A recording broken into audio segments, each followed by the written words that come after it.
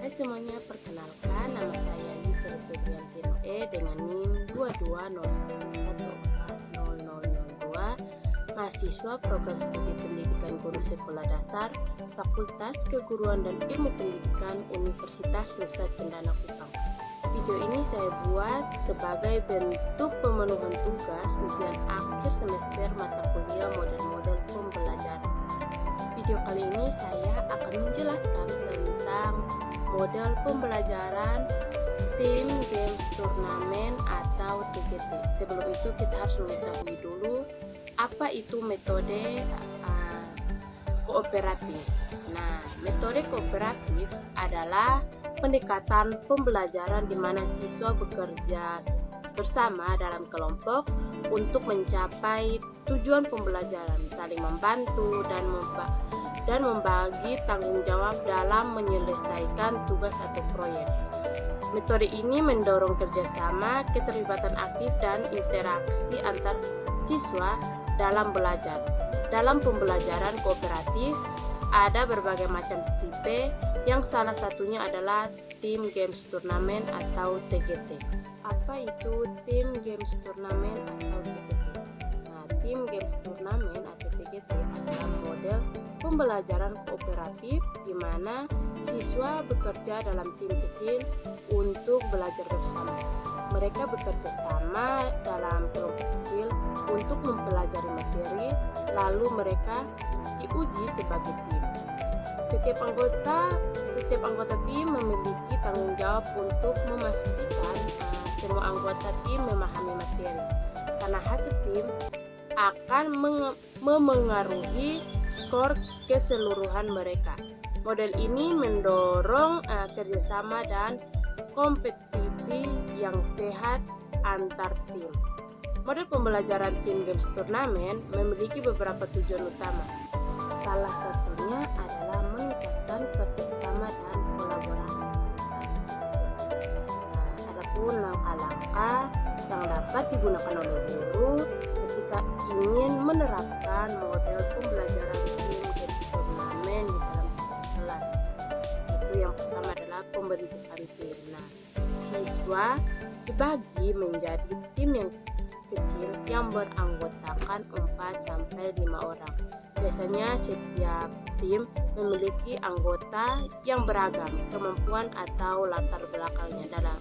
Dalam pemilihan tim ini tidak memandang latar suku, agama, ras, dan etnis. Langkah yang kedua adalah pembelajaran materi. Guru memberikan materi pembelajaran kepada seluruh siswa, dan siswa belajar lebih lanjut tentang topik tersebut di dalam tim mereka. Dan langkah yang keempat yaitu turnamen permainan. Setelah mempelajari materi, tim-tim berkompetisi dalam permainan atau kuis yang dirancang untuk menguji pemahaman mereka tentang materi yang dipelajari. Langkah yang kelima adalah pemberian skor. Skor dari pemain atau kuis dapat ditambahkan ke skor individu setiap anggota tim. Skor tim kemudian diumumkan dan ditampilkan secara kumulatif. Langkah yang berikut adalah penghargaan. Pada langkah ini biasanya ada penghargaan atau inisiatif bagi tim dengan skor tertinggi sebagai bentuk motivasi. Langkah yang ketujuh adalah rotasi anggota.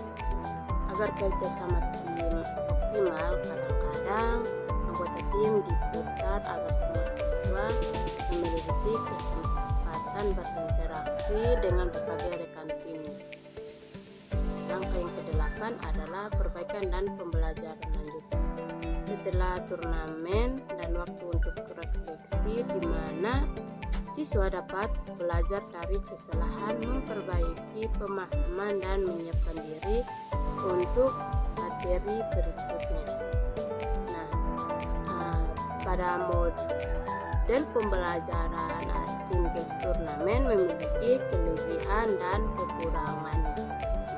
Kelebihan dari model pembelajaran tim games turnamen, yaitu yang pertama adalah kolaborasi dan interaktif, di mana tim games turnamen mendorong kolaborasi antar siswa dalam tim.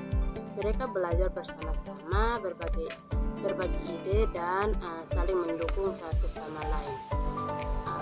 Kelebihan yang kedua adalah peningkatan keterlibatan. Dengan menggunakan elemen permainan dan kompetisi, tim games turnamen membuat pembelajaran lebih menarik bagi siswa. Ini meningkatkan keterlibatan mereka dalam materi pembelajaran atau pelajaran.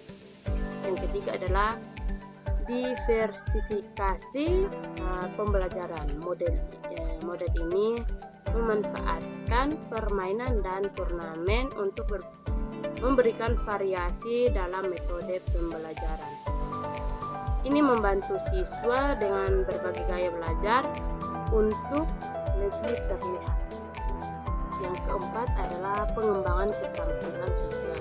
Tim games turnamen tidak hanya tentang pembelajaran akademis, itu juga membangun keterampilan sosial siswa seperti komunikasi, kerjasama tim, kepemimpinan, dan negosiasi. Yang kelima adalah mengatasi kesenjangan. Dalam kelompok yang terstruktur, siswa yang berkinerja rendah dapat mendapat dukungan dari rekan-rekan yang lebih mahir, mengurangi kesenjangan dalam pemahaman materi. Yang keenam adalah penilaian berbasis tim. Penilaian dalam tim games turnamen seringkali berdasarkan kinerja tim yang mendorong siswa untuk bekerja sama demi keberhasilan kelompok. Yang ketujuh adalah mengembangkan kemandirian. Melalui kompetisi yang sehat, siswa belajar untuk menjadi lebih mandiri dalam belajar, mengelola waktu, dan mengatur strategi pembelajaran mereka sendiri. Yang kedelapan adalah motivasi yang lebih tinggi.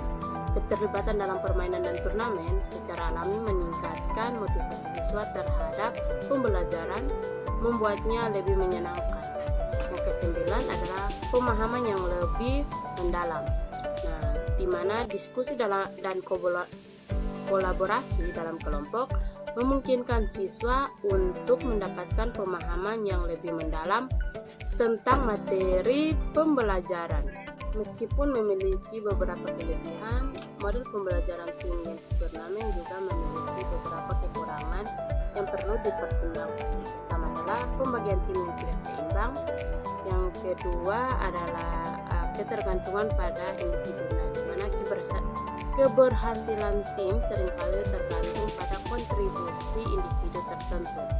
Jika salah satu anggota tim tidak aktif atau kurang berkontribusi, itu dapat mengurangi kinerja keseluruhan tim. Yang ketiga adalah kesulitan dalam pengelolaan kelas besar. Yang keempat adalah waktu yang diperlukan, di mana membutuhkan waktu yang cukup untuk menyiapkan permainan, turnamen, dan pemilihan tim dengan tepat. Hal ini dapat menjadi tantangan dalam kurikulum yang padat atau waktu pembelajaran yang terbatas. Yang kelima adalah pentingnya pengelolaan konflik. Interaksi antar anggota tim dapat menyebabkan konflik. Jika tidak ditangani dengan baik, konflik ini dapat mengganggu proses pembelajaran dan kerja sama tim. Yang keenam adalah penilaian yang tidak merata. Yang ketujuh adalah keterbatasan materi yang cocok. Tidak semua topik pembelajaran cocok untuk model tim games turnamen. Beberapa topik mungkin lebih sulit untuk diintegrasikan ke dalam struktur permainan atau turnamen. Yang kedelapan adalah tidak sesuai untuk semua tipe siswa. Siswa dengan preferensi belajar yang berbeda atau yang lebih nyaman belajar secara mandiri mungkin tidak merasa cocok untuk terlibat dengan baik dalam model ini. Saat menerapkan model tim games turnamen, penting untuk mempertimbangkan kekurangan-kekurangan ini dan mencoba untuk menyesuaikan penggunaannya agar sesuai dengan kebutuhan dan karakteristik unik dari setiap kelas atau kelompok siswa. Sekian video kali ini, semoga dapat bermanfaat bagi kita semua. Terima kasih.